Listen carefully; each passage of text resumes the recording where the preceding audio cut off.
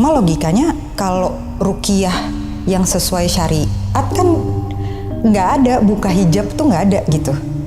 Ini nyokap sampai buka kerudung, bahkan cuma pakai kain aja. Si bapak ini memang seperti melantunkan ayat-ayat Al-Quran, seperti. Tapi gue feeling ini gue asing dengarnya. Gue udah pasrah gitu, ya kan? Gue udah pasrah deh gitu. Gue cuma minta satu sama Allah, ya Allah, jauhin deh sama yang beginian lagi. Nggak mau ada urusan lagi, udah gitu.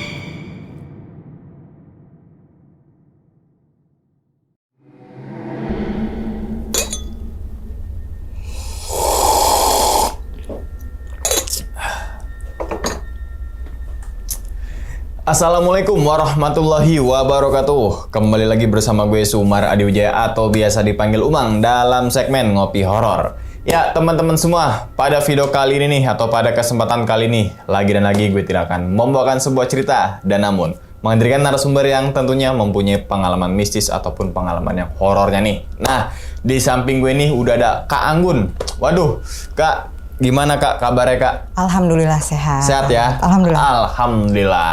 Salam untuk teman-teman dan juga keluarga di rumah nih, Kak Baik. Anggun ya. Pasti. Oke.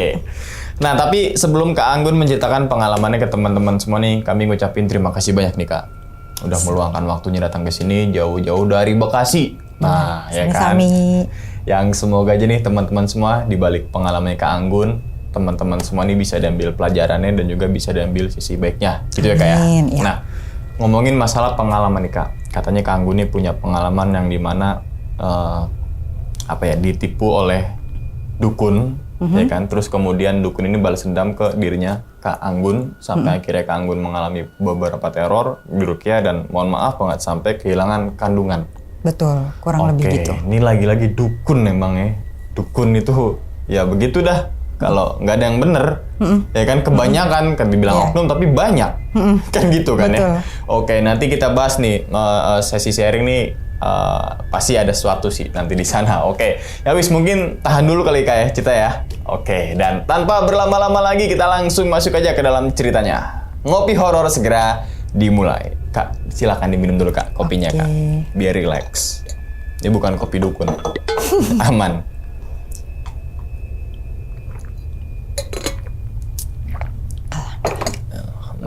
Oke, gimana Kak Anggun? Udah siap nih buat cerita ke teman-teman nih? Ready. Siap, oke. Langsung aja kita sikat.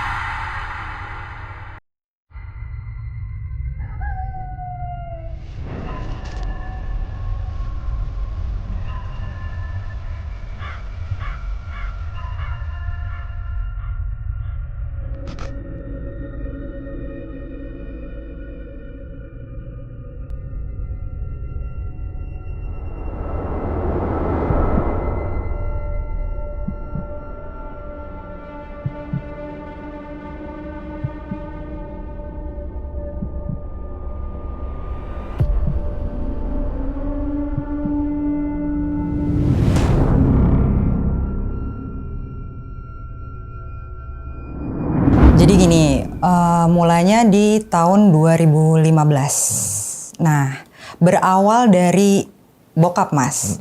Jadi bokap itu kan ngejalanin usaha gitu. Biasalah usaha itu, pengusaha itu kadang suka dapat serangan-serangan gaib dari pesaing-pesaing gitu. Maksudnya itu udah hal lumrah lah gitu. Sampai ada di satu momen bokap nih sakit. Sakitnya tapi nggak yang berat, sakitnya ringan, batuk-batuk aja. Kita pikir masuk angin aja, tapi kok lama nggak sembuh-sembuh. Ada kali sebulan gitu. Terus yang lebih aneh lagi cekukan itu selesai. Itu lama. Terus-terusan? Terus-terusan berhari-hari sampai berminggu-minggu gitu. Ya udah, tapi keluarga sih nyaranin, udah periksa ke dokter gitu. Biasa kan bokap-bokap suka, nggak apa-apa gitu. Di satu momen itu juga pas lagi bokap belum sembuh, masuklah ada orang namanya Pak J, kita sebut ini aja inisial ya. Okay. Pak J dan Pak S.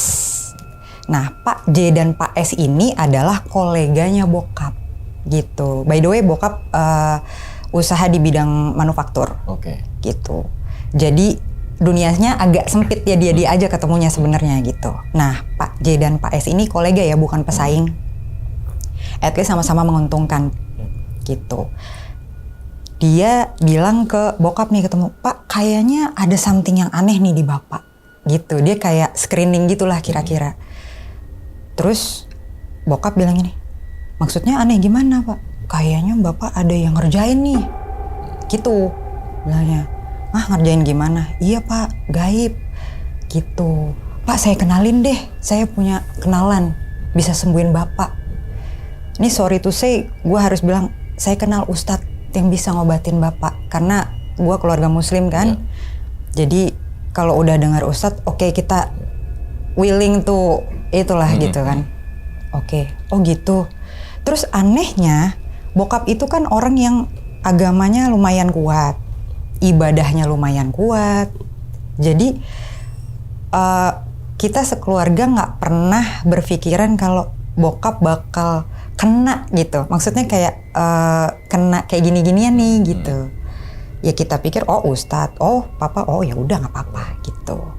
Ya udah, akhirnya dibawalah itu ke praktisi itu ya. Kita sebut si bapak dan istrinya, si ibu gitu. Dibawalah ke si bapak nih. Udah kenalan. Singkat cerita, intinya jadinya hubungannya jadi deket tuh gitu. Nah, kan gue udah misah sama orang tua gitu, karena gue udah nikah, gue pisah rumah nih sama orang tua. Tapi gue tiap minggu itu selalu nengok, selalu datang, selalu nginep tiap weekend gitu. Gue tuh taunya bokap jadi kok ada si bapak ini gitu, itu dari cerita nyokap. Jadi setiap gue datang ke rumah nyokap tuh update kehidupan gitu loh nyokap. Begitupun gue gitu. Tapi lama-kelamaan tiap minggu tuh gue ngeliat kok ada mulu tiap minggu gitu. Ini orang pada ngapain sih gitu. Perawakannya si bapak dan si ibu nih normal aja sih. Kayak pemuka agama selayaknya lah. Oke. Pakai koko, terus pecian, normal aja sih. Si ibu juga gamisan biasa gitu. Yang biasa sih, bukan yang sampai sorbanan apa gitu, enggak, biasa aja gitu. Ya kita jadi nganggep oh iya sih gitu. Tapi harusnya kan sembuh ya, katanya berobat. Ya kan, logikanya harusnya sembuh dong, harusnya nggak ada gangguan dong dan apa. Nah tapi nyokap tuh tiap minggu tuh cerita mulu, di rumah tuh ada suara-suara lah, suara gaduh. Contohnya kayak tangga itu duduk itu setiap abis maghrib tuh. Jadi kayak ada yang lari. Nah di rumah gue nggak punya anak kecil gitu. Adik gue udah gede-gede. Masa iya lari duduk ntar jam dini hari lah kayak gitu. Tapi kalau dicari sumbernya nggak ada. Terus bau-bau. Kadang bau pandan, kadang bau kopi, kadang pernah ada yang sampai bau bangke. Dan beberapa kali pas gue lagi nginep di sana, itu pun gue nyium bau-bauan itu. Dan gue juga denger suara-suara gaduh itu. Bahkan adik gue yang cowok yang tengah nih pernah, momennya lucu-lucu serem sih. Dia lagi pup, itu diketawain sama suara perempuan. Miss K lah mungkin ya. Gitu, diketawain sampai ya pokoknya itu kan buat orang biasa gangguan itu ini ya ganggu ya. banget Betul, gitu. Betul. Plus bokap nggak sembuh kan, terus suasana hawa di rumah tuh nggak enak karena gue pun merasakan setiap gue datang ke sana gitu. nggak enak, terus nyokap jadi nyamber sakit juga yang tadinya nggak kenapa-napa. Akhirnya lama-lama gue bete sendiri kan. Ini kayaknya, ini intuisi gue lumayan tajam. Ini kayaknya ada yang nggak beres deh, gitu. Apa namanya? Tapi gue nggak tahu jawabannya apa, nggak beresnya kenapa gitu. Tapi feeling gue rasanya nggak beres deh gitu. Karena gue memang dari awal ketemu si bapak dan si ibu ini nggak yang nggak suka juga nggak gitu. Tapi welcome juga kayaknya ada something yang ngehalangin untuk gue beramah tamah sebenarnya gitu. Nah, akhirnya terjawab intuisi gue pas ada satu momen bener gue kesana sedang ada ritual Mas di rumah. Ritualnya tuh gini, kan nyokap udah sakit tuh, ngeluh sini sakit, nyeri apalah gitu. Lagi proses pengobatan ceritanya. Gue tuh cuma ngeliatin dari jauh, kayak dari sini berapa meter aja lah gitu. Tapi gue nggak ngedeket gitu, nggak. Gue cuma ngeliatin dari jauh, ada apa sih gitu. Nah, jadi ini pas lagi nyokap yang diobatin. Nah, nyokap itu kan berhijab, tertutup. Si bapak itu laki-laki kan. Memang sih ada si ibu, ada si istrinya. Cuma logikanya kalau ruqyah yang sesuai syariat kan nggak ada buka hijab tuh nggak ada gitu. Bahkan pakai sarung tangan kalau bukan muhrim, betul kan? Nah, ini nyokap sampai buka kerudung, bahkan cuma pakai kain aja. Serius, gue sampai nanya bokap, "Pah, kok mama buka?" Gitu. Gue bilang gitu, terus kata, nggak apa-apa kan ada si ibu. Itu gue kayak, ini bokap gue kenapa ya gitu. Dia tuh biasanya paling logis juga, dia nggak mau tuh apa-apa dikit-dikit disangkutin ke situ. Pun gue orangnya tuh paling nggak suka dikit-dikit dihubungin sama gaib, dikit-dikit dihubunginnya sama gaib tuh gue nggak suka. Walaupun gue percaya gaib itu ada, gitu. Di prosesi itu betul yang megangin memang si ibu. Cuma gue udah aneh tuh ya, yang tadi buka aurat lah ibaratnya gitu ya. Nah, si bapak ini memang seperti melantunkan ayat-ayat Al-Quran. Seperti, sorry gue harus nyebut ya, seperti. Tapi gue feeling ini gue asing dengarnya. Setahu gue, sepemahaman gue, ruqyah itu nggak aneh-aneh doanya. Yang kita tahu lah, Al-Ikhlas, Al-Fatihah, ayat kursi, that's it lah pokoknya gitu. Gue ngerasanya ini kayaknya bukan, walaupun gue nggak tahu ya, gue bukan hafiz, gue nggak hafal juga gitu. Cuma gue ngerasa yang aneh, ini kok aneh ya gitu. Tapi gue diemin dulu, gue liatin aja. Sampai di momen, "Mbak sini," gue dipanggil dong. "Hah, kenapa?" "Mbak sini bantu." Ya udah gue ikut dong, bantu. "Kenapa Pak?" "Mbak coba gini tangannya, nengadah di belakang ketiak nyokap gue di sini nih." Gue di posisi belakangnya nyokap gue. Nyokap gue ngebelakangin gue gitu. Sambil duduk, gue gini. Gue disuruh gini. Terus udah, Mbak diem aja gitu. Nah, dia doa sambil ada medianya tuh. Itu aneh, udah ada. Jadi ada tatakan piring kecil, isinya tuh ada minyak, ada kembang, ada bawang putih. Itu udah keanehan keberapa tuh yang gue lihat kan. Kok pakai gitu-gituan dalam hati gue. Cuma gue ya diem aja gitu, gue masih ikut arus aja. Dia sambil gini-gini, mau tahu dia tuh bacanya apa. Oh deh, tiba-tiba di telapak tangan gue, pluk, pluk. Keluar dong benda-benda kayak paku karat, benda-benda tajam lah, silet lah, apalah. Beneran jatuh di telapak tangan gue. Gue yang di kepala gue adalah, kalau orang kan mungkin, wih, kok gitu. Kalau gue, lah ini gimana, sulap? Asli gue saking logisnya Mas. Maksudnya ini apaan, sulap gitu kan? Kan logika nggak mungkin kan. Terus gue sampai ngeliat apa ketiaknya nyokap gue ada yang luka nggak tuh? Bener ada, kayak ada titik luka gitu, bekas keluarnya itu benda gitu. Ih ada ya, berarti benar keluar. Ih sulap nih, aneh nih. Udah gue makin gitu, gue makin yakin yes ini aneh gitu. Udah akhirnya selesailah ritual itu. Gue masih nyerna kan semuanya kan. Udah gue diem, gue cuma bisa diem. Gue nggak ngebahas lagi soal itu sampai si bapak dan si ibu dan si Pak J dan Pak S ini ada gitu. Oh ada dia juga? Ada, selalu ada. Oh. Selalu ada, setiap datang tuh selalu ada.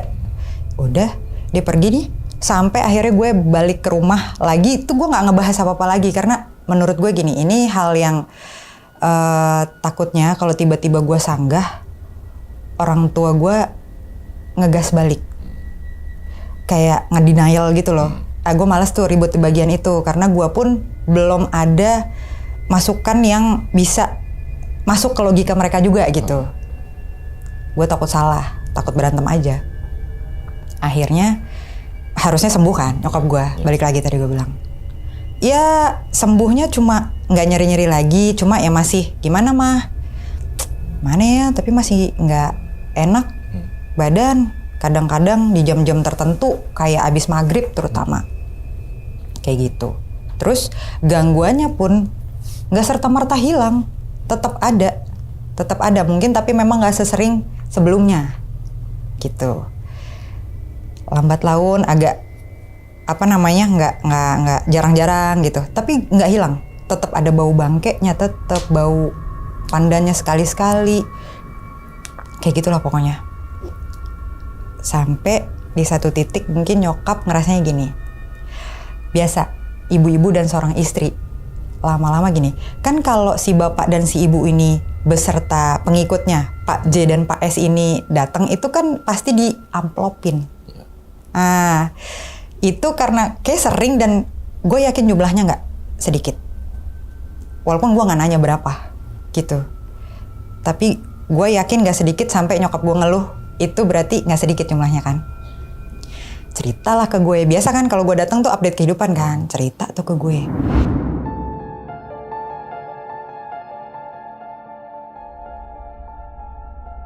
Gun, kayaknya kok mama ngerasa kayak papa dimanfaatin ya gitu. Akhirnya nyokap nyadar gitu. Dan gue dalam hati alhamdulillah akhirnya ngerasa juga. Kayaknya ini momen gue nih. Buat ngungkapin apa yang gue rasain juga gitu. Akhirnya gue bilang sama nyokap, iya mas, sebenarnya jujur aku udah ngerasa ini aneh dari awal. Gue bilang gitu. Mama ngerasa gak sih? Masa iya ritual pembersihan itu yang kalau yang sesuai syariat Islam masa kayak gitu? Mama nyadar gak? Masa mama sampai buka aurat di depan orang-orang? Laki-laki banyak loh, walaupun di situ ada si ibu itu. Kayak gitu. Iya sih, itu mama kayak nggak gimana ya? Ya sebenarnya percaya nggak percaya tapi ikut aja orang papa yang ini gitu kan. Nah itu, kayak gitu. Akhirnya gue manggil bokap lah. Kita bertiga tuh, istilahnya ngerembuk lah gitu. Jadi nyokap cerita apa yang dia rasain, dikeluhin. Gua pun, terus ternyata bokap kan orangnya memang orangnya nggak yang terbuka, biasalah bapak-bapak konservatif zaman dulu lah. Kalau ditanya baru jawab gitu. Akhirnya iya sih gitu. Iya makanya. Terus gimana pak? Gimana dong ya? Terus akhirnya gini, gue punya solusi. Gue kan punya kenalan konsultan spiritual lah buat gue gitu. Dia gue nyebutnya, gue manggil dia Engkong. Jadi dia ya bisa inilah ngeruqyah lah gitu ibaratnya gitu. Gue cerita ke dia. Sebelumnya nih, gue sebenarnya curhat nih sama dia gitu. Terus kata si Engkong, ya udah coba aja papa sama mama dibawa ke rumah Engkong deh gitu. Akhirnya gue tawarin hal itu ke bokap nyokap gue. setelah diskusi lumayan panjang akhirnya oke deh gitu. Tapi gue bilang sama bokap gue ultimatum gitu, "Pah, tapi bener ya, abis ini putus kontak harus. Ini aku ngerasanya soalnya indikasinya kurang patut lah gitu, kurang baik ke depannya." Gitu. Terus bokap mikir. Oke deh gitu. Bokap tuh kayak orang linglung, sumpah gak bohong. Sholat ya sholat kayak biasa. Ibadah ya ibadah, tapi tuh kayak kosong aja gitu selama ini tuh. Itu ada kali peristiwa itu durasi bulanan itu tuh. 5 bulanan lah, sekitar 5 bulan, 6 bulan. Sampai akhirnya gue bawa ke Engkong. Tibalah ketemuan janjian sama Engkong.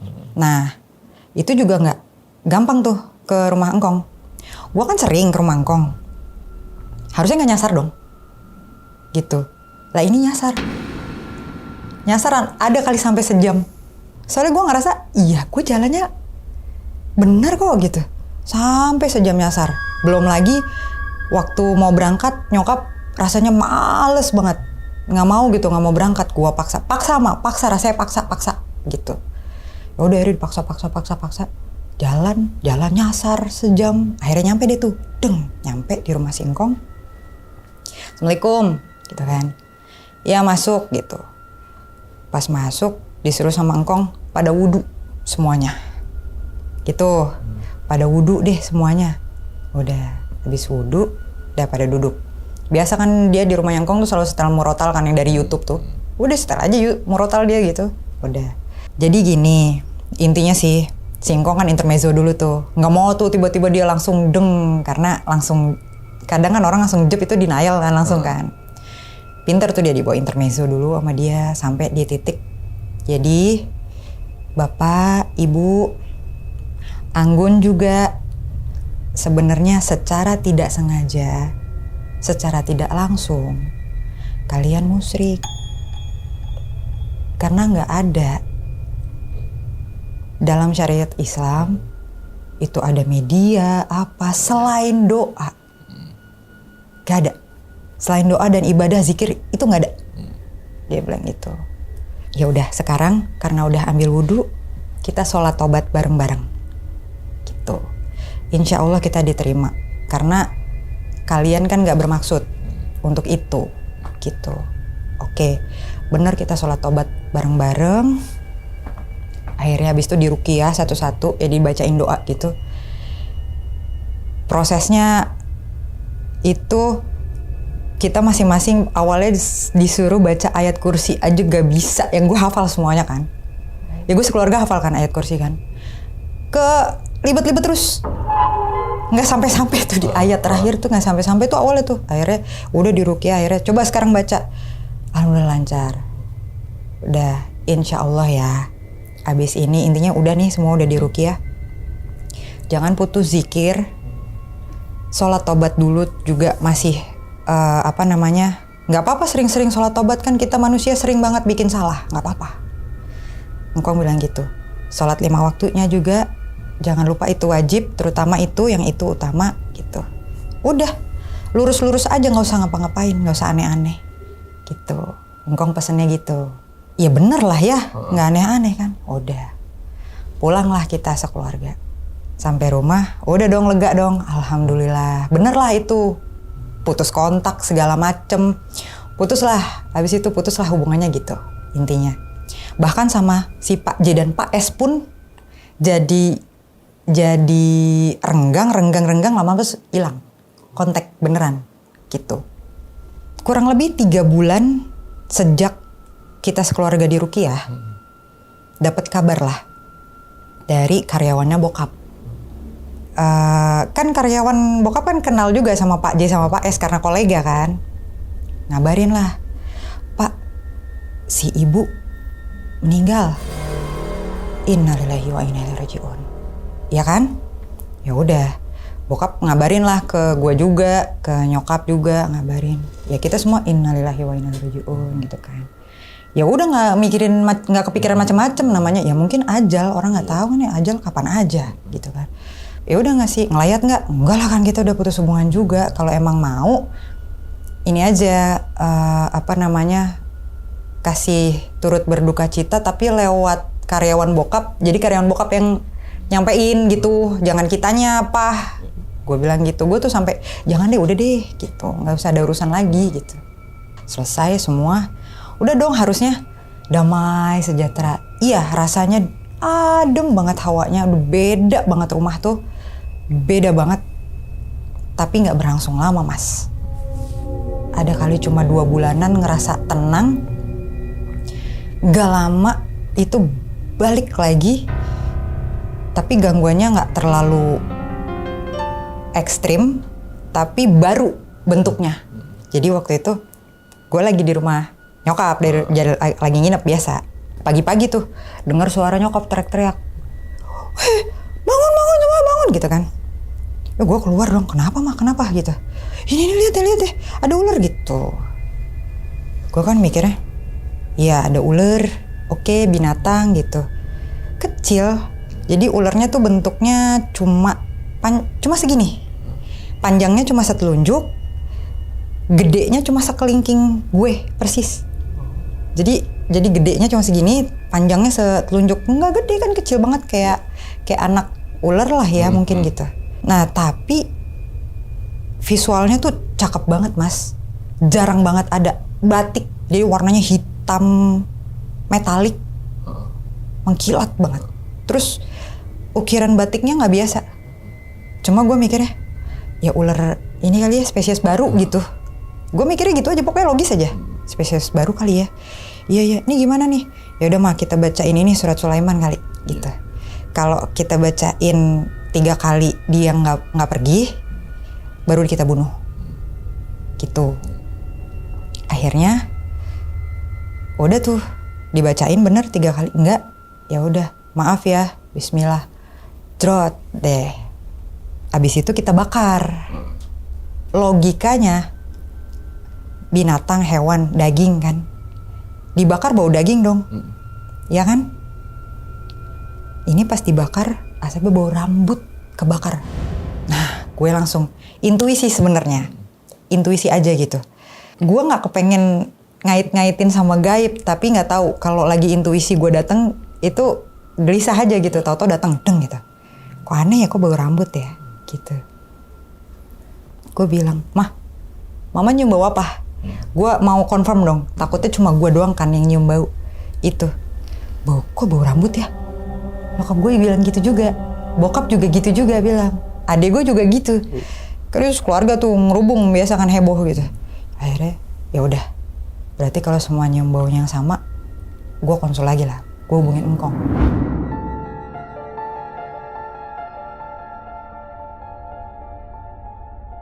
Gue telepon, "Kong, gini, gue ceritain nemu ular gini.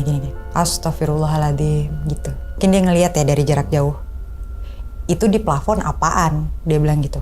Apaan? Kok nggak ada apa-apaan ya? Kita kan orang biasa, mesti nggak ada apa-apaan gitu. Udah, itu ada perempuan tuh. Jadi engkong deskripsiin yang dia lihat, itu ada perempuan seperti Miski, tapi rambutnya tuh medusa gitu loh, tau kan? Ular perwujudannya gitu yang dilihat engkong katanya. Gitu. Akhirnya mungkin engkong juga ngelihat yang lain selain itu akhirnya gitu kan. Coba deh, wah ini rumahmu belum bersih. Coba lihat di setiap pintu. Ya, jadi setiap pintu tuh kan ada ventilasi. Atasnya tuh. Semua pintu dicek, tapi nggak boleh kamu yang ngecek, kan ngomongnya sama gue. Jangan kamu yang ngecek adikmu yang cowok. Suruh lihat ada apa. Di setiap pintu itu ada semua. Coba dicek sekarang, nggak nutup telepon nggak. Coba dek cek gitu kan. Bener, dicekin sama adik gue satu-satu. Ternyata ada bungkusan putih gitu. Mungkin kalau sekarang dibilangnya isim gitu ya. Bungkusan putih diikat lah gitu. Gak tahu sih persisnya itu iketannya tali apa, gue nggak tahu ya persisnya apa. Buka digituin sama engkong. adik kamu yang buka pokoknya. Yang lain jangan ada yang nyentuh kecuali adiknya yang cowok gitu. Ya udah, adik gue buka tuh. Buka. Nah, dalamnya tuh beda-beda nih. Jadi ketemu 7 bungkusan. Gitu. Dalamnya beda-beda sih. Tapi alasnya sama. Kain putih gitu ya. Di kain putihnya itu ada rajah. Mas, kalau lo pernah tahu rajah, semacam simbol gitu, yang tulisan Arab gundul, ya gue nggak tahu deh bacanya gimana, nggak ngerti gitu. Itu rajah. Engkong bilang itu makanannya para makhluknya, gitu. Itu yang ngundang. Gimana caranya itu bisa begitu? Gue langsung konfirm ke bokap, Pak, tahu nggak ini yang naruh siapa? Itu yang naruh si bapak dan si ibu. Si Engkong bilang gitu. Engkong ya yang bilang ya. Gue nanya sama bokap, iya Pak, yang naruh bapak sama ibu. Jujur nggak tahu. Bokap bilang gitu. Jadi tuh bokap nggak ngeh lah. Bokap nyokap tuh nggak ngeh. Kalau sempet ditaro-taro ini tuh nggak ngeh gitu. Sepenglihatan bokap dan nyokap pada saat ketemu, ya udah ngobrol aja gitu. Nggak ada yang diizinin buat ke atas ke ruangan-ruangan seluruh rumah gitu menyisir kan, enggak gitu. Itu aneh kan? Makanya ya udahlah, gue nggak mau kebanyakan mikir karena emang dia udah aneh kan. Ya udah anggap aja aneh aja udah gitu. Oke, Kong, terus gimana? Ini diapain gitu, barang-barang ini gitu? Ya udah kumpulin aja, taruh kresek, buang ke air mengalir, gitu, which is sungai. Cari di situ ada kali nggak gitu. Deket rumah ada sih Kong gitu. Ya udah buang ke sana. Adek yang suruh megang, pokoknya jangan ada yang nyentuh selain adek gue yang cowok. Kong bilang gitu. Ya udah, bismillahirrahmanirrahim, akhir buang kan. Gitu dibuang. Udah, bener. Abis itu damai sentosa, Mas Umang, rumah nyokap gue, bokap gue.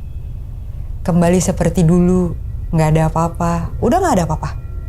Samsek, udah nggak ada apa-apa, udah adem. Bokap juga berangsur-angsur fit kembali, nyokap juga gitu.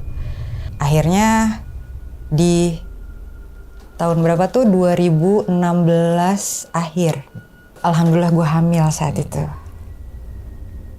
Tapi sayangnya di gue masih agak ini ya, kejeda lama kalau harus nyeritain ini, memang masih agak ini gitu. Tapi akhirnya anak gue harus meninggal, harus diambil karena ada diagnosa medisnya sih. Kehamilan ektopik. Jadi kehamilan di luar kandungan. Jadi janinnya itu nggak di dalam rahim. Janinnya itu kalau gue kebetulan nyangkutnya di tuba falopi. Yes, jadi umur 5 bulan gue harus operasi besar. Dalam kondisi anak itu sebenarnya hidup. Gitu. Tapi nggak punya pilihan karena kalau dibiarin, karena dia nggak di tempatnya kan. Iya. Dianya bakal meninggal, guanya pun iya. Jadi nggak punya pilihan. Jadi memang mohon maaf ini jadi akhirnya jadi harus dikorbanin lah ini gitu. Siapa yang nggak sedih Mas? Gitu kan? Udah ngarep sorry tadi dulu ya. Udah ngarep kan? Udah lumayan lah ngarep setahun gitu kan. Akhirnya dapet tapi gitu. Belum lagi biayanya juga nggak kecil. Operasi nggak cuma sekali. Nguras mental. Nguras semuanya lah gitu. Dari situ gue depresi Mas. Lumayan. Ada setahun 2 tahun lah gue depresi tuh. Jadi 2016-2017 lah ya era itu. Itu gue depresi. Depresinya tuh bukan sampai ODGJ sih, enggak. Cuma depresinya tuh kalau yang berkaitan sama bayi, itu gue sampai bisa histeris gitu. Soalnya nggak, kan gue barengan nih sama kakak ipar hamilnya. Jadi unda-undi gitu loh. Dia lahiran, sampai gue nggak nengok sampai tuh anak gede, sampai ponakan gue gede. Pas diliatin fotonya, gue banting HP sampai seancur tuh HP gue. Enggak gitu sampai gitu, gitulah. Dan jadinya gue nggak produktif kan, acak-acakan lah gitu. ngedrowning energi suami gue juga kan. Walaupun dia selalu support gue, tapi gue juga di sisi lain gue tuh sadar dia capek gitu. Tapi karena dia sayang, ya udah gitu, jalanin sampai akhirnya pelan-pelan gue bisa keluar berdamai sama diri gue sendiri pelan-pelan kan. Itu gue minta support keluarga juga kan, mau nggak mau. Awalnya gue nggak cerita kalau gue tuh depresi gitu, tapi kayaknya gue harus ngomong kalau mau lebih better gitu. Tapi bener, jadinya better gitu. Keluarga tahu, makanya kamu nggak ngomong, kita nggak tahu gitu. Ya udah, akhirnya gue bisa berdamai. Akhirnya pelan-pelan 2017 gue kembali produktif. Kan profesi gue tuh utamanya musisi ya, sisanya opportunity lah ya. Nah, gue kembalilah berkarya gitu.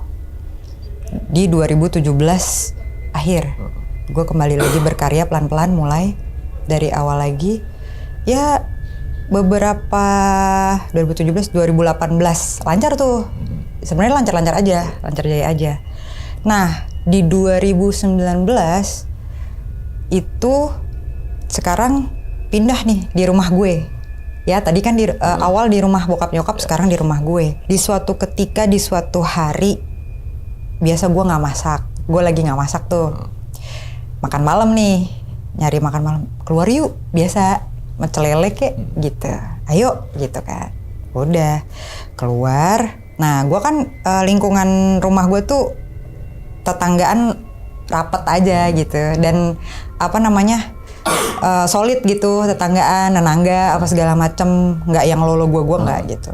Nah sebelah rumah gue tuh kan jual warung Padang dia, gitu. Itu kan jadi rame di luar, terus jarang di dalamnya. Akhirnya ya udah gue biasa kan keluar. Nah pas keluar pagar, gue selalu kan kalau mau keluar rumah tuh mastiin beneran udah dikunci, udah digembok pagarnya gitu kan. Terus biasa nitip, bu nitip ya mau keluar dulu gitu. Oke gitu kan.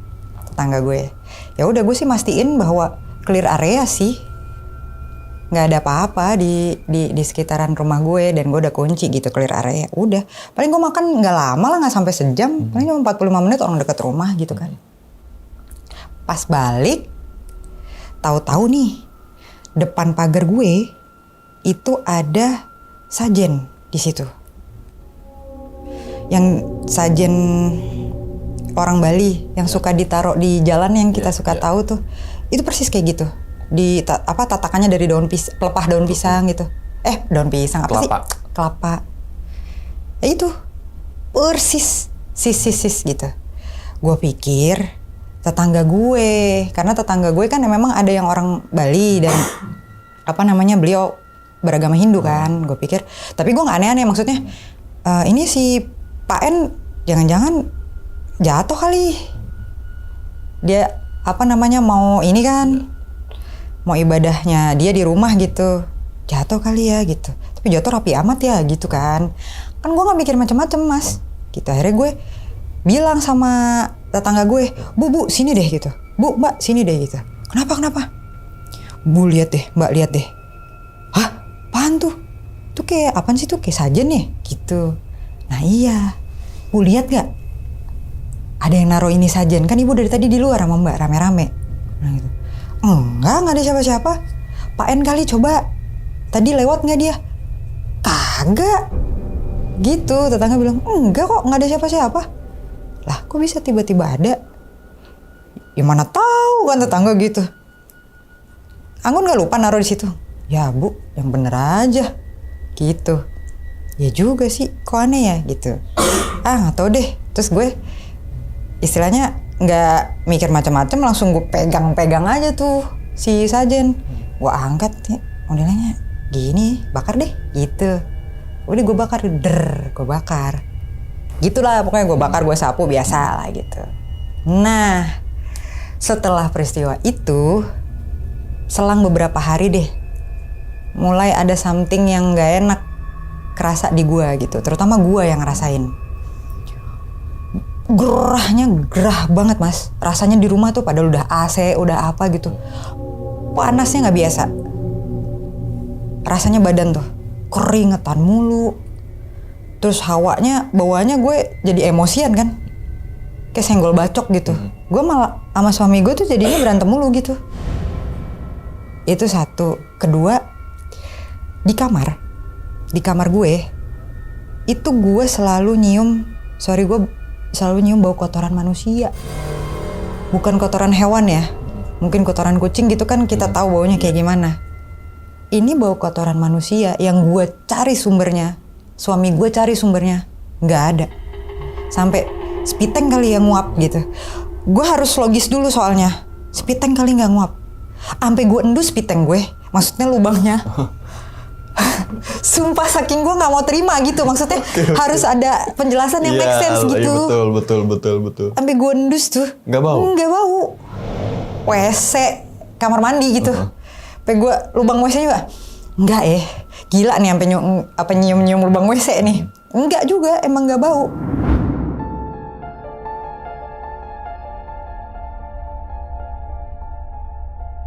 Dan gue nanya suami gue, kamu nyium nggak? Enggak. Berarti gue doang dong yang nyium. Oke ya, oke. Terus juga di jam-jam tertentu seringannya menuju tengah malam. Tuh di plafon suka ada suara pasir gitu, ser gitu. Ya gue pikir kalau itu mah udah gue nggak mau pusing lah, itu kucing kali atau luwak gitu, binatang lah gitu. Dia nggak mau pusing, cuma bau kotoran manusia itu ganggu. Udah akhirnya kembali gue, kayaknya udah waktunya gue nelfon Kong lagi nih gitu. Gue konsul lah sama dia, datang ke rumah. Singkong bilang gitu, udah datang ke rumah. Oke, benar. Gue datang ke sana. Nah, nggak biasa-biasanya nih. Dari jauh kan nih. Kebetulan saat itu gangnya parkirannya lagi penuh tuh. Jadi gue parkirinnya di masjid komplek. Gitu. Jadi gue agak jalan dulu. Jadi jalan jauh. Singkong udah ngeliat dari jauh gini. Udah gitu mimiknya. Aneh gitu. Gue juga dalam hati, kenapa Singkong kok gesturnya gitu. Ya udah, assalamualaikum. Kan tuh assalamualaikum. Waalaikumsalam. Biasanya Engkong mau tuh gue salim. Dia mau tuh. Langsung gini. Tiba-tiba gitu. Kenapa Kong? Wudu, ini pas banget asar kan kebetulan pas gue nyampe. Udah sholat asar belum? Belum. Wudu, sholat. Gitu. Ya udah, gue ikutin kan. Wudu, sholat asar dulu. Baru. Ngapain? Hah? Tiba-tiba nggak ditanya ngapain? Nggak ngapa-ngapain. Gue kan jawab gitu. Gimana Kong maksudnya? Abis ngapain sih?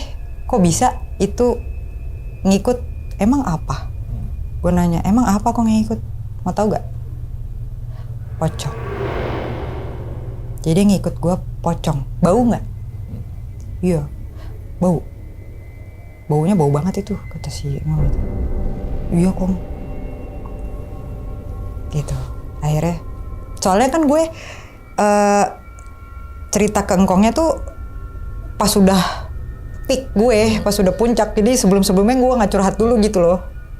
Nah, gue belum curhat soal sajen ke Engkong, belum. Di rumahnya Engkong saat itu baru gue cerita lengkap lah soal si sajen itu. Engkong bilang, kamu kenapa megang? Ya kan gue nggak tahu ya. Satu nggak tahu, kedua gue nggak mikir aneh-aneh, ya kan?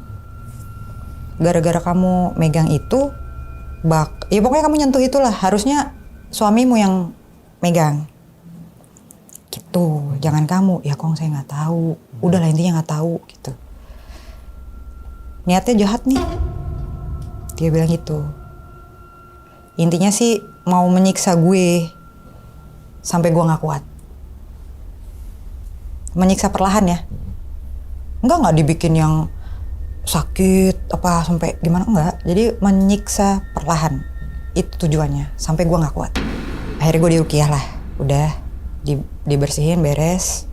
Gue punya kebiasaan untuk nggak nanya itu dari siapa. Menurut gue nggak penting karena gue nggak. Terus kalau gue tahu, kenapa? Gue mau ngapain emang kalau gue tahu gitu. Gue tuh paling sebel berurusan sama hal-hal gaib. BT-nya apa? gue nggak lihat. Terus gue mau ngebalasnya juga gimana? Misalkan gue mau balas pun gitu, kayaknya nggak make sense aja buat gue.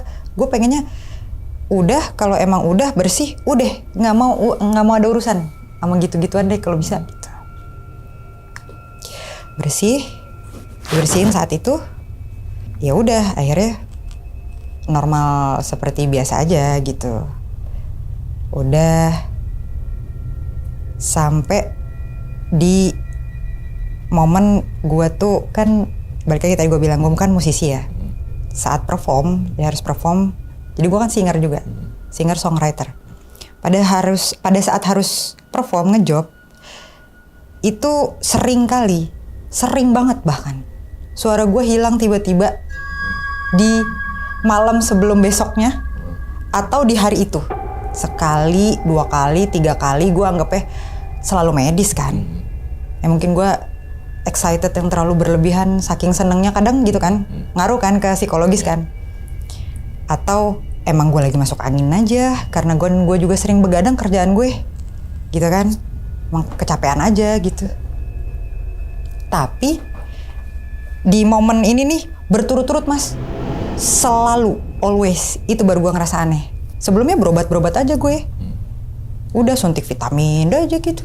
Setiap itu terus lama-lama karena kan gue ngerasa juga, boncos ya bayaran gak seberapa gitu kan, buat berobat aja nih gitu. Akhirnya ini kayaknya ada yang aneh, masa tiap mau ngejob sih kayak gitu. Akhirnya gue nungkong lagi kan biasa. Tapi kebetulan dilalahnya engkong di luar kota gitu, yang dia lama di sana gitu, belum ada rencana balik. Gue bilang, wah lama nih gitu. Ya udah deh gitu. Ya dia cuma udah banyakin zikir, sholat, gitu aja udah gitu kan. Ya memang itu nggak bantu juga gitu. Sampai ini dilalah juga, tiba-tiba ada yang kenalin gue. Jadi gue punya teman, dia punya kenalan juga konsultan perukiah juga gitu lah istilahnya. Akhirnya mau nggak coba gitu, aneh-aneh nggak nih modelannya? Ya kan gue nggak tahu ya, kalau aneh-aneh gue nggak mau deh gitu. Enggak, cuma didoain doang, beneran rukiah gitu. Bener ya gitu kan? Iya gitu. Udah. Akhirnya udahlah tuh, datang di daerah Jakarta Timur. Gue memanggil dia Babe gitu. Udah, itu baru pertama kali ketemu nih ya, yang masih Babe ini. Gue belum cerita apa-apa. Begitupun temen gue belum nyeritain apa-apa ke Babe. Assalamualaikum, biasa, bener juga disuruh wudhu seberapa gitu. Dah habis itu duduk. Nggak taunya Babe ini sama engkong ternyata kenal. At least pernah ketemu di majelis mana lah gitu. Berarti sealiran lah ya gitu kan, memikir ya udah alhamdulillah gitu. Ini berarti nggak aneh-aneh nih. Udah. Gue kan nggak cerita apa-apa nih Mas Umang sama Babe kan. Tiba-tiba, ini kok bisa, Gun? Hah? Kenapa, Be? Ini, Babe ngerasanya ini berhubungan sama dendam seseorang. Kamu pernah nyakitin orang? Kan awalnya gitu dulu. Ya nggak tahu ya, Be, namanya orang. Kalau niat nyakitin sih enggak. Cuma kalau orang nggak sengaja tersakiti sama saya, ya mohon maaf saya nggak tahu. Kecuali dia bilang atau dia marah langsung gitu. Ya kan, logis kan? Saya nggak tahu, B. Nah, tapi ini yang dendam sama kamu kok dukunnya langsung. Nah, maksudnya gimana, B? Iya, dukunnya langsung gitu. Gue langsung nyerna, dukunnya langsung. Tetep tuh nggak kebayang sama gue, karena gue benar-benar Mas setelah putus hubungan itu ya gue nggak mikir apa-apa lagi. Gue bahkan nggak mau semua ngebebanin apa-apa ke dia gitu. Suges gue nggak mau ke sana gitu. Gue mau hidup gue tenang gitu. Udah. Akhirnya dideskripsiin sama Babe selengkap-lengkapnya sampai peristiwa hidup gue yang gue nggak pernah ceritain ke Babe lah terutama. Babe tahu alurnya, mulai yang tadi gue udah ceritain Mas semuanya, mulai dari awal sampai gue kehilangan anak gue gitu. Itu dia sampai bisa kebayang sama dia tuh. Kayak ada film kali ya kalau di Babeh gitu, di dia gitu. Gue nggak ngerti deh gimana. Gue ngerasanya kalau soal anak gue ya karena ada rekam medisnya. Ya medis aja menurut gue. Walaupun waktu itu walaupun gue tanya dokternya penyebabnya apa, dokternya cuma bilang faktornya banyak. Gitu doang. Jadi bukan sedikit banyak, kalau menurut Babe, gue bisa kehilangan anak gue itu ya gara-gara dia juga. Dikerjain sama dia, sama si dukun ini. Gitu. Sampai akhirnya, terus gue kan nanya, ya gue kan berusaha untuk, maksudnya logis gitu. Gue gak mau tiba-tiba nyalahin orang mentang-mentang gitu, gue gak mau gitu. Tapi kan ada rekam medisnya, gue bilang gitu. Terus dia bilang, iya memang kalau energi baik negatif atau positif yang selalu menghampiri kita gitu, itu kalau kita tidak diolah dengan benar itu akan jadi manifestasi gitu, efek samping lah ibaratnya gitu. Manifestasinya tuh apa? Kalau negatif biasanya memang jatuhnya jadi penyakit gitu. Awalnya kiriman gaib gitu, lama-lama tapi jadi bermanifestasi jadi penyakit medis, bisa ke detect gitu. Tapi awalnya tuh bukan karena kita sakit sebenarnya, bukan penyakit dari kitanya gitu. Itu kiriman, itu menurut Babe gitu. Gitu Be, iya gitu. Sampai akhirnya, nah bedanya Engkong dan Babe ini punya mediator. Nih ya. Jadi gue berkomunikasi langsung sama si bapak. Si dukun itu? Lewat mediator. Jadi bapak entah posisinya ada di mana itu, intinya gue nggak tahu ya. Gue susah sih ngejelasinnya, mungkin sukmanya ya masuk ke si mediator gitu. Akhirnya gue komunikasi, intinya iya. Dia nyeritain semuanya bahwa gara-gara kamu istri saya, keluarga saya berantakan, hidup saya berantakan. Gitu. Padahal niat gue tuh cuma mutus hubungan antara orang tua gue sama bapak ibu ini biar gak dimanfaatin, udah itu doang niat gue. Tapi kalau akibatnya ternyata si bapak itu akhirnya jadi penyebab meninggalnya si ibu, ya itu kan udah di luar kuasa gue nggak tahu gitu. Ternyata mungkin ya, ini asumsi gue ya, senjata makan tuan mungkin ya, karena dari Engkong maupun Babe nggak ada yang istilahnya apa tuh ngebales balik, nggak ada itu cuma doa minta Allah, ya Allah putuskan hubungan ini, yang buruk-buruk hilangkan, pergi gitu, udah gitu kan, sisanya serahkan sama Allah gitu. Ya mungkin itu kali ya gitu, dia menganggap gua sebagai biang kerok kekacauan hidupnya. Jadi dia dendam kesumat sama gue. Itu gue ke Babe itu tahun berapa berarti? 2020 sebelum Covid lah ya. Akhirnya, dan gue di saat itu gue komunikasi, gue bener-bener minta maaf. Gue minta maaf Mas. Karena apa? Yang di dalam hati gue pengen udahan aja sama lu gitu. Gue gak mau lagi deh urusan apapun sama lu gitu. Yang terjadi sama gue udah berusaha ikhlas. Buat gue mungkin itu jalan hidup gue lah gitu ya. Aduh sorry Mas, gue harus kehilangan anak itu, ya udah gitu. Sorry.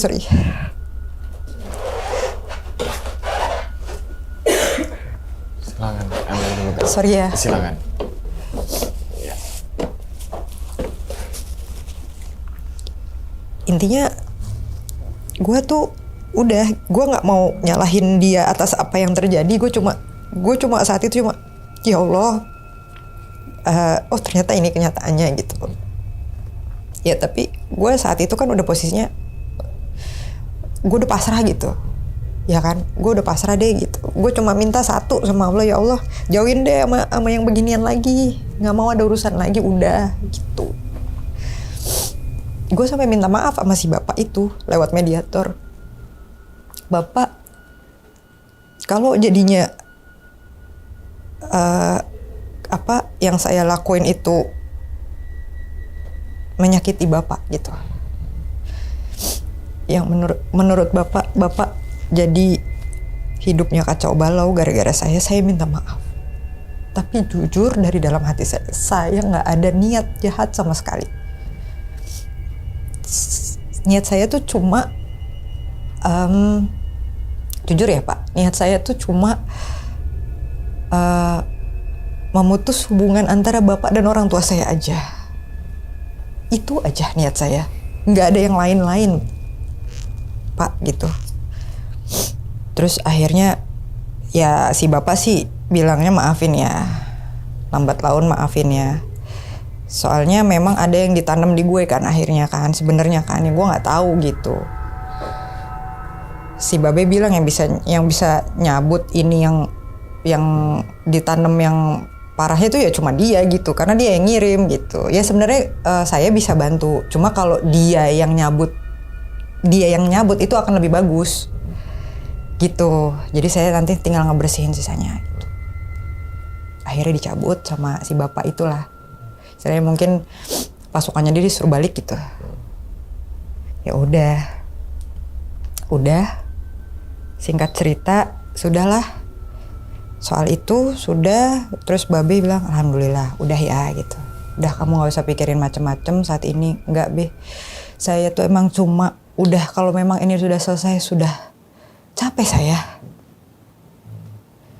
Berurusan sama gini-ginian tuh kesel sendiri Mas, gimana sih kita gak lihat, kita gak apa. Udah saya capek deh, saya capek gitu. Ya udah alhamdulillah udah gitu.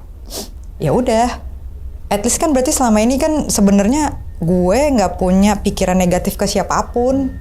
Gue positif aja, gue selalu mikirnya itu medis lah, apa gue sendiri lah. Pokoknya medis, pokoknya logis lah semuanya gitu.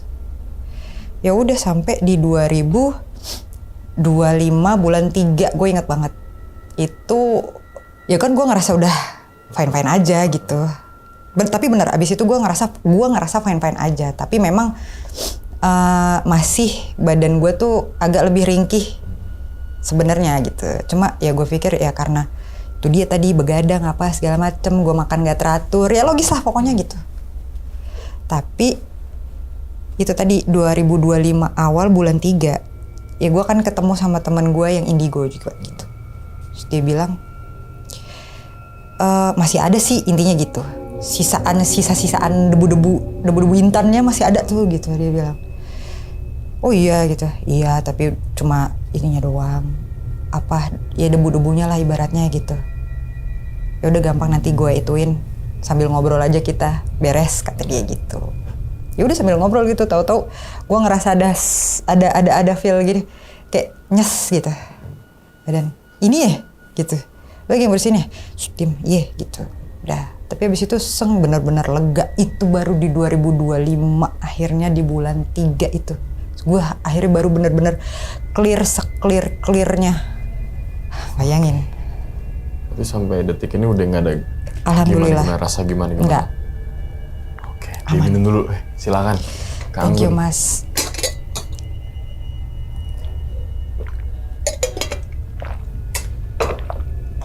Oke, jadi gitu ya teman-teman semua nih, pengalaman dari Kak Anggun beserta keluarganya yang dimana kita bisa dibilang apa ya, tertipu lah sama dukun yang selalu gue bilang kan pasti kan ada sindikat-sindikatnya nih. Iya. Gak mungkin tiba-tiba orang punya masalah yang katanya dapat kiriman apalah pesaing usaha atau gaib, tiba-tiba datang ke rumah dukun lah, alamatnya tahu dari mana kan gitu kan? Iya, benar. Misalkan tiba-tiba nih gue kena serangan misalkan, itu gue ke arah gunung tapi tiba-tiba langsung Assalamualaikum, Abah, kan nggak mungkin. Pasti kan ada perantara nih. Iya benar. Perantara ya buat jembatanin, kamu punya ini, datang aja ke guru saya. Biasanya kan begitu, bilangnya tuh guru biasanya kan. Benar. Oke. Nah, ini juga apalagi kolega ya. Kolega yang inisialnya J sama S, berarti udah nggak ada kabar. Nggak ada. Semenjak kejadian lost kontak itu. Iya. Oke, nah kita runtut dari awal dulu deh gitu kan. Tahu dari mana misalkan bokapnya Kak Anggun itu ada yang ngirim pesaingnya? Oke, jadi dari sebelum 2015, jadi bokap itu kan usaha juga udah lama. Itu emang sering tuh suka aneh-aneh. Waktu itu pernah ada kejadian ban meledak, ban mobil lagi nyetir meledak gitu. Dan itu berkali-kali di satu momen, di satu hari gitu, kayak gitu. Terus macam-macam ya, kadang-kadang bokap batuk, terus tiba-tiba diperiksa ke dokter nggak kenapa-napa, kayak gitu-gitu loh. Oh, berarti nyimpulin bahwasannya misalkan ada gangguan atau kiriman itu karena pasti ke dokter nggak ada indikasi bahwasanya rekam medisnya, gitu kan? Apalagi pasti setiap orang ketika di suatu kondisi kayak gitu, pikiran kita nggak tahu kemana tuh. Jangan kan kayak gitu, kita lagi sakit aja nih, ya kan? Pikiran nggak tahu kemana tuh, ya kan? Terus apalagi sakitnya lama, wah jangan-jangan. Kan gitu kan. Ini bicaranya kondisi saat itu ya. Kalau kita orang-orang waras-waras aja sehat deh kondisi badannya, pasti mikirnya kan logika. Ah enggak deh, tapi kan balik lagi. Pasti kadang situ carut-marut, pikiran nggak tahu kemana. Ya kan, alhasil nyimpulin, wah jangan-jangan ini deh. Ya kan, pasti semua orang pernah begitu deh, gitu kan. Jangan-jangan ngirim deh. Nah, pas di momen yang sama, tongol lah kolega nih, S sama J. Ya kan. Kamu kayaknya, wow, bener kan kata gua, kan pasti begitu tuh. Alhasil mau lah ke si dukun itu. Dukun berkedok ustadz. Ya kan bisa dibilang kayak gitu kan. Soalnya kan menurut S sama J ini kan ustadz. Gitu kan. Oke, alhasil kesana nih. Otomatis kan si bokapnya Kak Anggun ini klien lah ibaratnya. Betul. Terus si S sama J-nya ini udah dapat satu klien nih. Pasti dapat bagi hasil. Iya kan? Benar. Oke. Kak, itu kan tiap ini kan ngamplopin tuh. Kak Anggun sempet tahu gak sih kalau dijumlahin tuh berapa? Soalnya kalau kita ini bisa ke faktor ini loh, kasus penipuan juga kan? Udah puluhan juta. Kalau di total semuanya ya. Oh, bisa jadi si dukun itu gara-gara kamu jadi berantakan karena dia nggak ada punya pendapatan. Betul.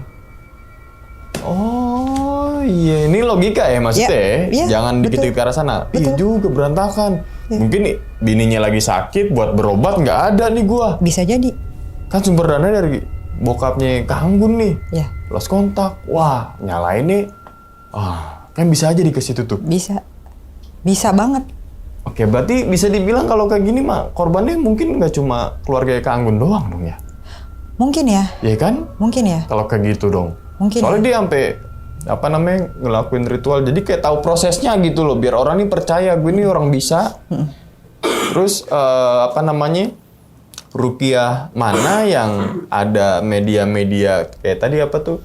Kembang, minyak, bawang putih, tahu, cabe. Gejrot dong. Iya, gejrot tuh jadinya tuh. Oke, nah terus kan gini, Kak Anggun kan sempet nih juga nih. Sempet nggak percaya bahwasannya, mohon maaf, ketek apa sih bahasanya yang bagus ya? Ketiak. Ini bahasa tongkrongan sering gini, ketek kan. Ketiak dari nyokap keluar, bener-bener tajam lah, kayak pakunya udah berkarat, silet, dan lain sebagainya. Ya itu bisa jadi trik sulap. Soalnya kan pernah dibongkar juga oleh salah satu ini ya, para pesulap tuh kan, yang dipakai sama dukun-dukun nih. Oke, suruh begini. Ya kan, mata Kak Anggun merem apa melek? Melek. Oh melek. Dia nongolnya dari mana? Jatuh aja.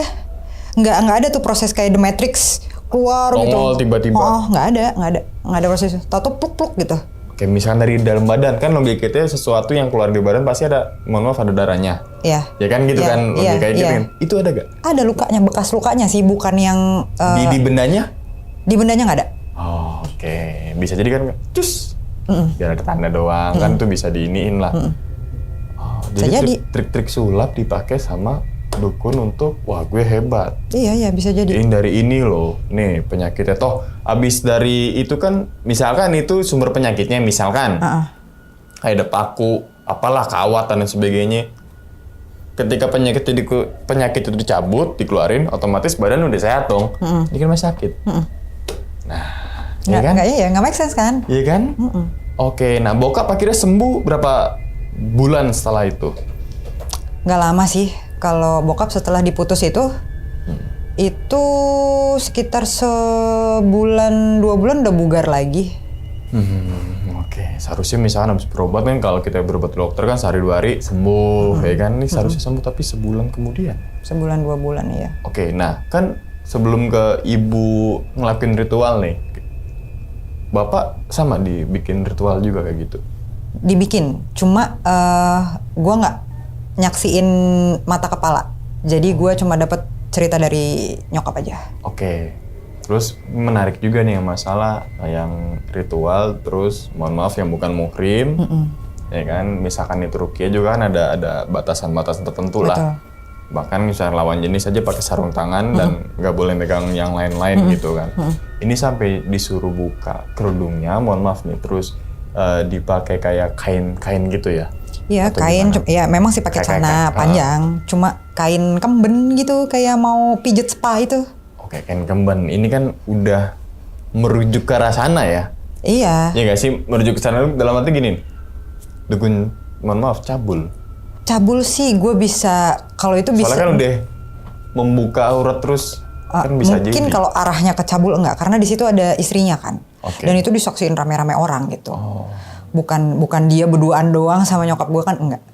Disaksikan rame-rame orang. Cuma yang kalau gue analisa ya, kalau gue boleh analisa gembel gue nih, itu tuh bagian dari penistaan agama, membuka aurat toh gitu.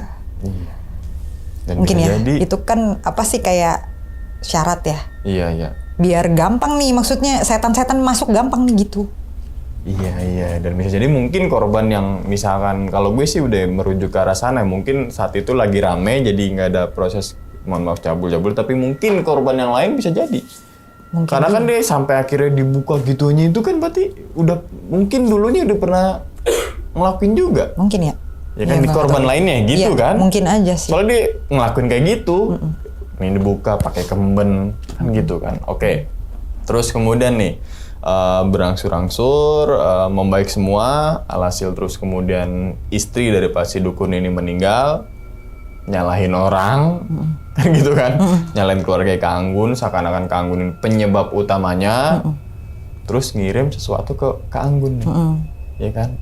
Sampai akhirnya mohon maaf bayi yang usia, bukan bayi ya, jatuhnya apa ya kalau udah 5 bulan tuh, janin ya. Janin enggak, janin kecil. Iya. Jabang bayi ya. Jabang bayi sih. Jabang jatuhnya. bayi sampai akhirnya gitu lah. Oke, kita nggak mau bahas ke situ lah gitu kan. Tapi kalau dokter kata dokter begini ya udah, itu kan yang logika banget, logis banget gitu kan. Oke. Tapi kan ibu yang mana yang kuat menghadapi itu semua. Iya, kan gue gitu awalnya kan, ya. sok kuat, tapi terus oleng gitu ternyata. Berarti kan sebenarnya pura-pura kuat gue gitu. Oke, tapi kita jangan bahas ke arah situ. Iya, deh. iya, iya. Kan? Oke. Nah, terus kemudian nih, ada di ventilasi itu kayak bungkusan putih. Nah, ini bisa main-main ini juga nih. Oh ya, sorry, sebelum ke arah situ, ngelakuin ritual di mana? Di rumah? bawah, di ruang tamu. Berarti di rumahnya bapaknya Kak Anggun? Iya. Oh, itu bisa jadi nih. Ke arah S atau mungkin J, ketika lagi lengah, masuk. Make sense. Gue juga mikirnya gitu. Iya kan? Iya. Kirain tadi tuh di rumah si dukun. Enggak, di rumah bokap. Ternyata di rumah bokap. Terus kemudian disaksin juga sama J. Oh, jadi gue arah ke sono nih. Enggak, di rumah bokap. Iya kan? Maksudnya naruh-naruh gitu kan? Iya. Raja itu kayak itu tuh. tulisan-tulisan Arab gundul tuh. Terus kayak apalah nanti kita tampilin biar teman-teman semua nggak ini nih dibakar, dibuang. Efeknya apa di rumah itu? Ya saat itu sih langsung tiba-tiba des aja gitu, adem gitu. Oke. Nggak aneh-aneh sih efeknya. Kan bisa jadi kan kesuges juga ya. Bisa. Ya kan? Iya. Kita misalkan ada apa, wah jangan-jangan ini nih, buang. Berat. Wah lega nih. Kan bisa arah ke situ kan, soalnya kan. Oke. Nah, ya itu udah permainan lah. Ya kan, permainan dari ya sindikat-sindikat itu tuh. Contohnya kalau pesugihan aja ada sindikat tadi tuh. Iya. Ada yang jembatanin, ada yang ngelakuin ritual, ada yang pura-pura beli biar rame borong-borong. Setelah itu sepi lagi warung kan gitu kan. Oke. Nah, tapi pas ada katanya dikirim sama pesaing bisnis atau usahanya gimana? Merosot, stabil? Kan biasanya kalau dikirimin sama pesaing, merosot tuh. Lebih ke arah Stabil. gini sih, belum pernah sampai di titik terdampak langsung ke usaha, tapi bokap dulu dibikin oleng gitu. Kan kalau bokap oleng nanti lama-lama hancur dong Usahanya bisnisnya. ini dong, iya. Make sense-nya gitu. Lebih ke orangnya. Iya, jadi bukan ke usahanya gitu kan jadi ya. sebelum terdampak ke usahanya udah ketahuan duluan gitu loh. Kayak Paham. Gitu deh, gitu Iya, ya paham. Jadi ketika orangnya udah kena, otomatis usahanya nggak jalan karena orangnya udah kena gitu Iya, kan. iya. Oh, oke. Nah, terus nih Kak, kapan nih Kakak mulai ngerasain bahwa gangguan itu beralih ke diri Kakak? kayaknya mulai si Sajen itu datang. Di depan rumah itu? Karena udah berwujud tuh ya. Iya. Gua aneh kalau itu udah gitu. Oh, bisa jadi juga logika lagi nih. Sama aja lagi nih. Logika aja gitu yang nggak ada yang tahu. Iya, logikanya sih gitu. Asumsi liar aja. Boleh ya kan? sih. Gue juga gitu. Pokoknya gue kan orang nih yang naruh gitu. Iya, orang lah pasti gitu. Tapi kan tetangga gue nggak lihat. Siapa tuh malam. Dalam waktu 45 menit loh. Kan gue jalan nih keluar beli makan 45 menit. Tadi nggak ada. Iya. Cuma 45 menit gue balik udah ada gitu loh maksudnya. Mungkin orang iseng atau apalah gitu. Oke ya kan? Iya udah. Gitu Iya, aja ya, benar. biar kita nggak pikiran kemana-mana Benar, nih. Iya juga, iya juga. Oke. Kenapa gue jadi ke bawah gitu? Ke bawah nih. Benar, kan? benar. Oke, orang. Misalkan itu kiriman dari si dukun, ya kan? Buat apa? Gitu loh. Dan untuk apa? Ya itu tadi Iya kan? katanya itu. Itu kan atau merusak sebuah keluarga. Keluarga lo gue nih salahin kan gitu ibaratnya, ya kan? Ternyata nggak ada kucuran dana. Ya itu. Intinya sih itu awalnya. Intinya itu tuh. Ya kan? Oke, jobnya lagi sepi nih. Kliennya nggak ada. Oke, bisa jadi ke situ ya. Kalau gue sih udah dari awal ke situ arahnya. Iya ya. Puluhan juta kalian bayangin tuh. Dan itu berapa kali apa ya, kayak biasanya kan beberapa kali ritual dalam seminggu berapa kali gitu. Enggak. Enggak sih, enggak yang enggak sampai yang ada jadwal Rutin tetap gitu gitu, ya? enggak sih. Kalau orang Betawi bilang sekate-kate aja dia datangnya gitu. Oh, misalnya kita lagi butuh dia datang. Iya. Apa kita nelfon dulu apa tiba-tiba dia datang? Wah, gua nggak tahu detailnya ya. Oh. Intinya pas kalau mereka amprokan nih gitu, orang tua gue sama si dukun sindikat ini. Ya udah gue taunya ya pasti mereka hubungan dulu lah. Gue nggak tahu sih detailnya gimana. Apa bokap gue yang Misalkan nelfon. tiba-tiba dukun tuh cukup datang, wah. Abis lo gitu kan. Iya. Dananya lo gitu kan. Iya. Oke. Nah, paling janggal yang pernah dialami setelah putus hubungan dengan dukun itu apa Kak? Yang paling janggal dalam hidup Kak Anggun nih? Yang paling janggal. Gangguan, lebih ke gangguan ya, bukan ke dalam kandungan, bukan yang digangguan Ya di rumah. itu sih. Tahu-tahu Sajen itu ya. Itu baru pertama kali Iya. yang dirasain sama Kak Anggun Iya. dalam hidup. Iya.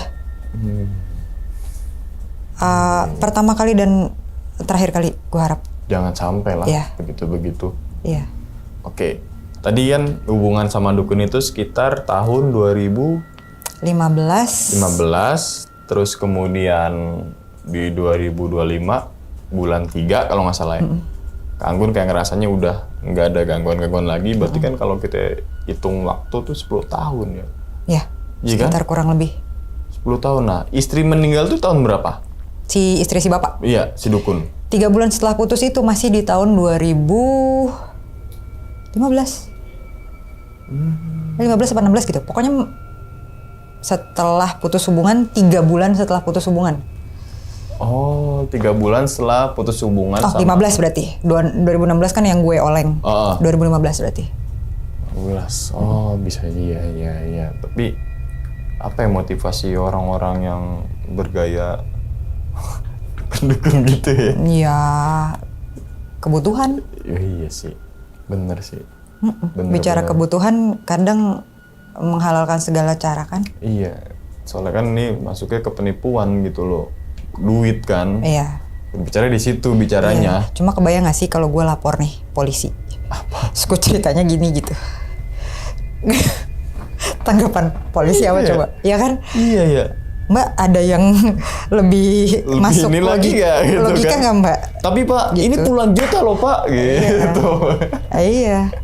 Iya. Oke, bisa juga kok dukun dipidanakan. Iya sih, cuma gue nggak mau panjang gitu. Oh iya.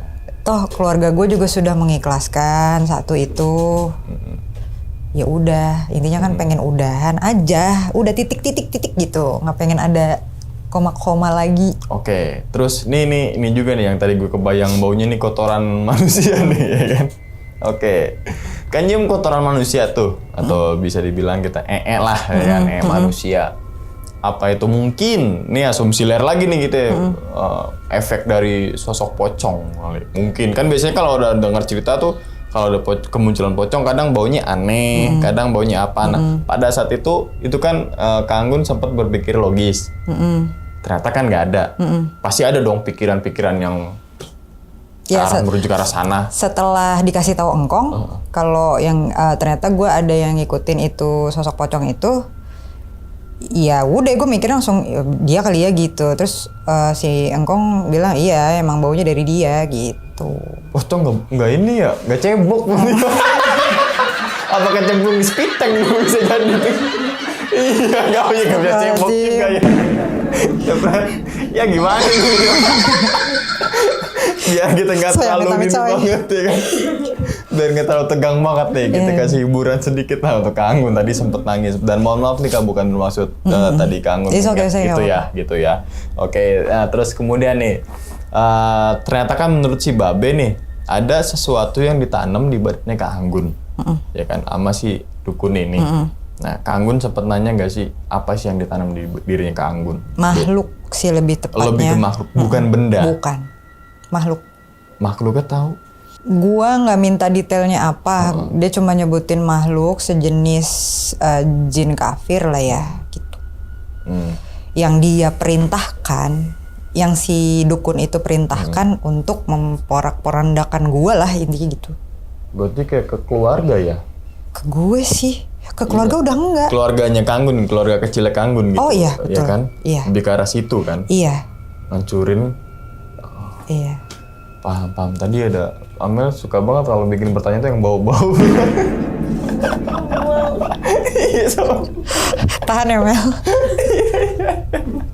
Oke.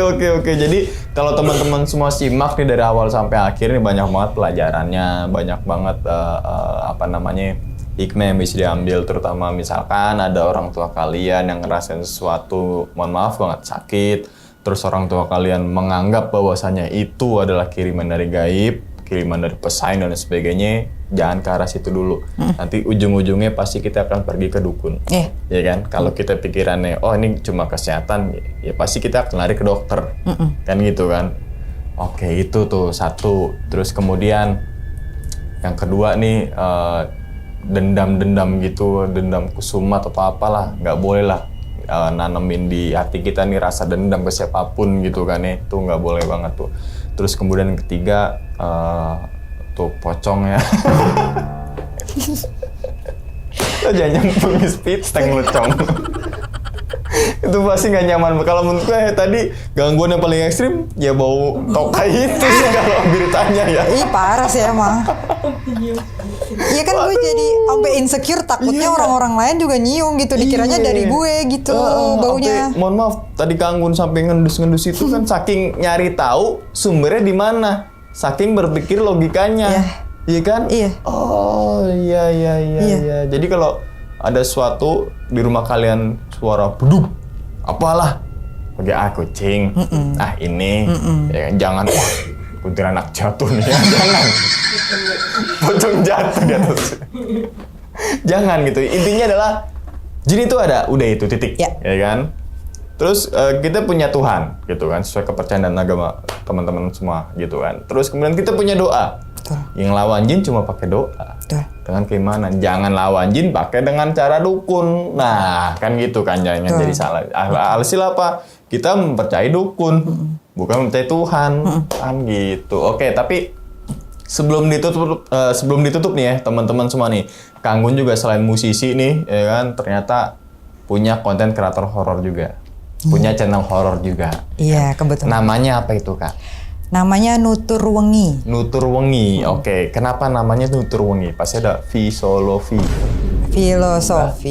Filosofi gitu. Ada apa tuh? Ya, nutur itu kan dari bahasa Jawa. Nutur itu artinya menceritakan atau bercerita. Wengi itu saya ambil dari Jawa Barat. Wengi itu malam.